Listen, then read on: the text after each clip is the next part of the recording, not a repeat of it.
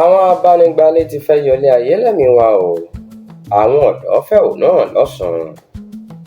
Ogunlọ́gọ̀ àwọn ọ̀dọ́ ní Òṣogbo ni wọ́n fọ́n jáde lọ́jọ́ tọ́sídẹ̀ẹ́ tó kọjá láti fẹ̀hónúhàn síbi àwọn abanigbale house agent tí ń hùwà jìbìtì àti alọ́nilọ́wọ́gbà káàkiri ìpínlẹ̀ Ọ̀ṣun.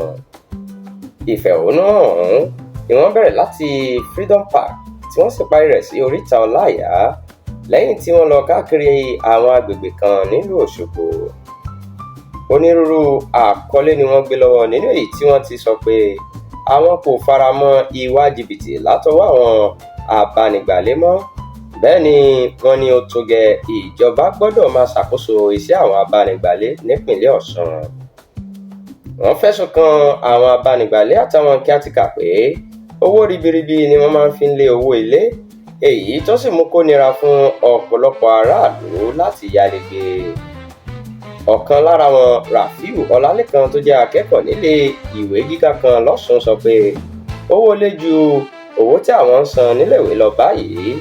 Ó ní yàtọ̀ sí owó ilé, àwọn abanigbale yìí yóò tún béèrè fún owó àdéhùn, owó ìkíyèsára, owó àyẹ̀wò ilé àtàwọn owó mìíràn tí wọ́n fi lu àwọn ayálégbé ní jìbìtì.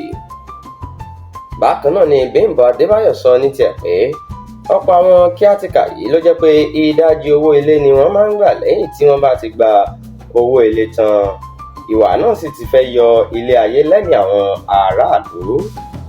Tẹ́ ò bá gbàgbé, abẹnugan fún Youth Assembly of Nigeria Fatomi Ahmed lórúkọ ẹgbẹ́ náà ti kọ́kọ́ fún ìjọba ìpínlẹ̀ Ọ̀ṣun àti àwọn ọmọ ilé ìgbìmọ̀ asòfin ní gbèdéke ọjọ́ 7 láti wá nǹkan ṣe sí ọ̀rọ̀ àwọn abanigbale àti kíátíkà tí wọ́n ti sọ ara wọn di àgbà lọ́wọ́ mẹ́rì káàkiri ìpínlẹ̀ Ọ̀ṣun.